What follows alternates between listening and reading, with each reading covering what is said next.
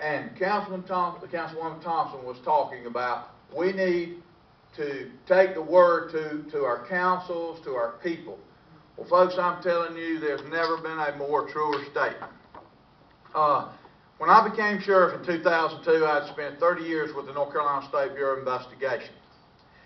And during that tenure, I saw the problem increasing along the immigration line.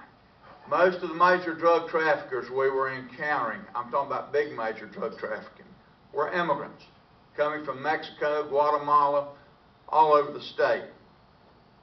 And I ran for sheriff because I wanted to make a difference in my home county. And folks, making a difference does not mean be politically correct. Making a difference means do what is right for the right reason. And if I was voted out today, I would go home, lay my head down on my bed, and say I have done what I felt was right for the citizens of Alamance County in North Carolina and the United States. Jeff mentioned something at the very beginning, the oath of office that politicians, quote, or elected officials take. I don't like being called a politician. I'm an elected official. And there's a reason behind that. But any sheriff or chief of police that does not get involved in our immigration programs, such as 287G, is not living up to their oath of office. The oath I took, I, Terry Stephen Johnson, do solemnly swear that I will support and maintain the Constitution and laws of the United States and the Constitution and laws of North Carolina, not inconsistent therewith, and that I will faithfully discharge the duties of my office as Sheriff of Alamance County, so help me God. Folks, when an individual crosses the border illegally, they have violated a federal law. But when they come into Alamance County, where I'm sheriff, and continue to violate the law, as Ms. Moose talked about the loss in her family, then folks, if I do not utilize every available means to me as a sheriff or even a chief of police, then guess what? If I don't utilize every means to keep the people of my county safe and secure, I have violated my oath of office and do not deserve to be elected as sheriff in my county. And that's the way I feel. Now you say, Sheriff, why did you get involved in the 287G program? What prompted you to do this? When I took office in December of 2002, we had a 156 bed detention facility. We were holding 300, 325 on a daily basis. And I said, something is wrong here. We already had plans in for a new addition for a detention center. So I go over to the jail and pull our, what we call our jail calendar, which lists every individual in that facility. On a daily basis for about 2 weeks, guess what? Foreign names was 30 to 40% on a daily basis. Back and forth, back and forth. I then said, wow, what is going on here? I go over and I pull our calls for service, which lists the complainants, the victims of the crime, etc. And I saw a similarity in the percentage. And I said, our county can't keep supporting this type of efforts. We had approximately 43,000 population legal residents, and then about 25 to 30,000 immigrants. Well, the commissioners give you funding based mostly on the population, the legal population. We were spending a big percentage of our time in dealing with criminal illegal immigrants, which was taking away from the residents of Alamance County that were the tax-paying citizens. Calls for service was astounding.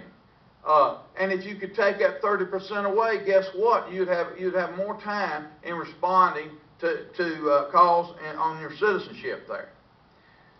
So I was trying to figure out what can I do as sheriff to deal with some of these problems.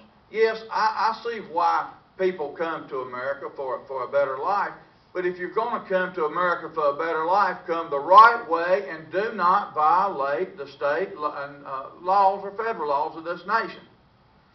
So I began to look.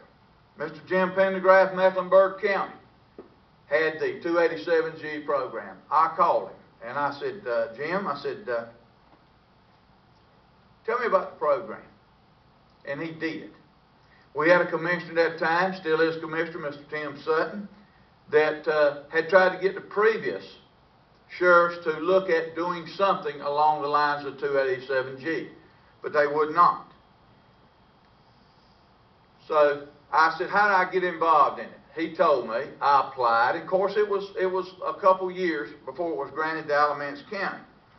But what we saw, I never realized would be the benefit of the 287G program. I have been astounded by the results that we have had in Alamance County. And I'm going to give you an example. Right off the bat, when we started the 287G program, we were averaging 3 to 4 home invasions a week.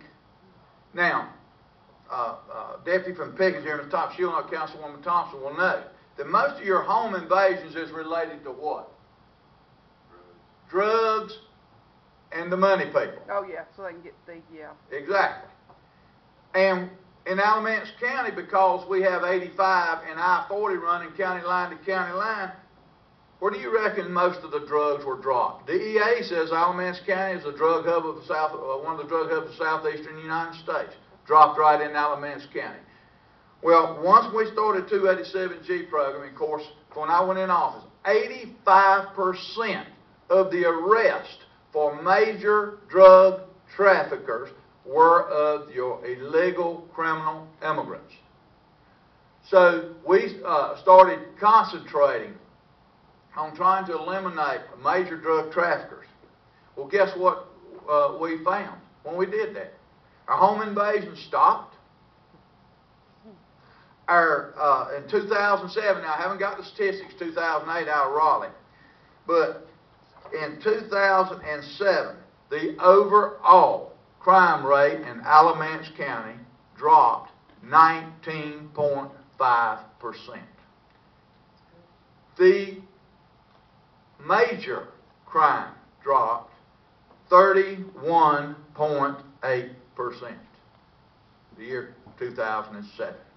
Now, certainly, there are a lot of factors that contribute to the crime rate in any county. I assure you, 2008 is probably going to start going back up because of your economic times. But I will tell you this, I will bet you the home invasions and some of the major crimes won't exist like it did prior to this. You say, well, why is that, sir? Well, what we were seeing was repeat offenders coming in and out of that jail weekly and monthly basis. And because they were illegal immigrants, the court system was not dealing with them in the way they would deal with American citizens. Now, you can say what you want to, but that's the way it is. Now, we have educated our judges. Anybody that comes into our detention facility now is photographed and fingerprinted from no operator's license right on up. And if you are foreign born, you are processed through the 287G program for your legal or illegal status in the United States. And what is happening? A lot of people misconstrue the 287G program. They think you go out in the streets and just round up masses of them. That is not the case. The 287G program is a detention-operated program. The criminal self-identifies themselves by being a criminal. Exactly right. They self-identify themselves as being a criminal. When they come in, their process, a detainer is filed on them. Once they complete their state charges, and whatever time, if they get